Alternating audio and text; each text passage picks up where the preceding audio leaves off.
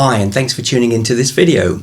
So a few weeks ago I made a video which outlined some tips and tricks for the Boss GT1000, and one of the things I didn't mention was that I set up the input level slightly differently to how I've seen others do it. So in this video I'll be talking about how and why I do that. So the GT1000 allows you to adjust the input level to ensure that you get the maximum signal level without clipping, and to do that you select a blank patch with no effects engaged, then you press the menu button, then you go to in-out setting and then input.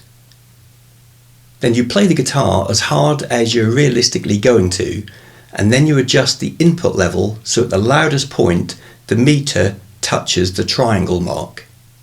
And once you're happy with the level, you can then save that setting to one of the 10 available input level slots.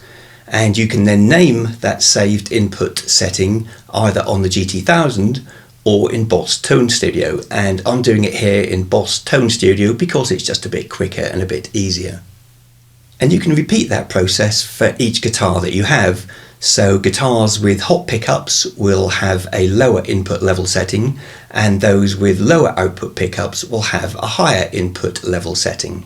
And although having different input levels for different guitars obviously works really well for many people, it's not quite the way that I choose to do it, and I'll explain why. So for example, I have a Strat and a Les Paul, and the difference in output between them is around 3 dB. So this means I could set up and save a different input level for each guitar. So for example, the Strat might have an input level of 0 dB, which then means that the Les Paul would then have an input level of -3 dB. And by doing that, the signal level hitting the preamp section of the GT1000 will be more or less the same for both guitars. And this means that, for example, if I set up a clean tone using the Strat, it will also be a clean tone when playing the Les Paul, because the input level for the Les Paul is being reduced by 3 dB to match the Strat. But if I was using a traditional valve amp and I set up a clean tone with a Strat, I'd fully expect it to sound a bit louder and a bit more gritty when I plugged in the Les Paul because of the hotter pickups. And if I wanted to clean it up, I'd just roll back the volume knob a touch. And although the GT1000 is obviously a digital modeler, I want it to react as much as possible like a traditional valve amp. So with that in mind, I only use one input setting on the GT1000 for all guitars.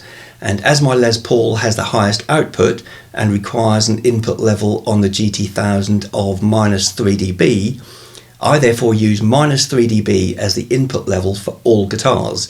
And using this method, I then know that the tones that I set up in the GT1000 will react as much as possible anyway, like a traditional valve amp. In other words, if I set up a clean tone using a low output Strat, when I then plug in the Les Paul, it will sound slightly louder and a bit more gritty. Now I know that some people say that to get the best feel and dynamics out of the GT1000 you need to adjust the input level for each guitar. And I've experimented quite a bit with this, and to be honest, the feel and dynamics of the GT1000 when using just one input level for all guitars is really, really good. So here's how my clean tone sounds with a Strat.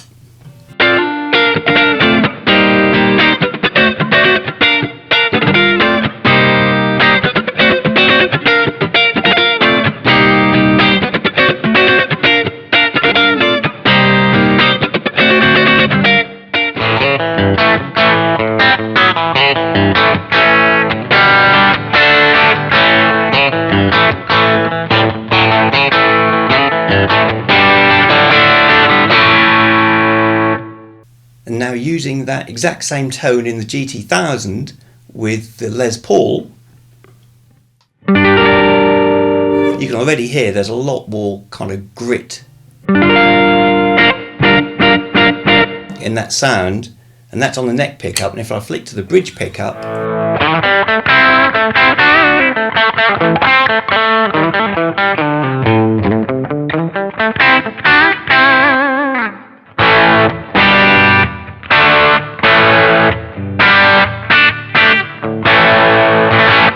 Okay, so I hope that explains how and why I choose to use just one input level setting on the GT1000 rather than a separate one for each guitar.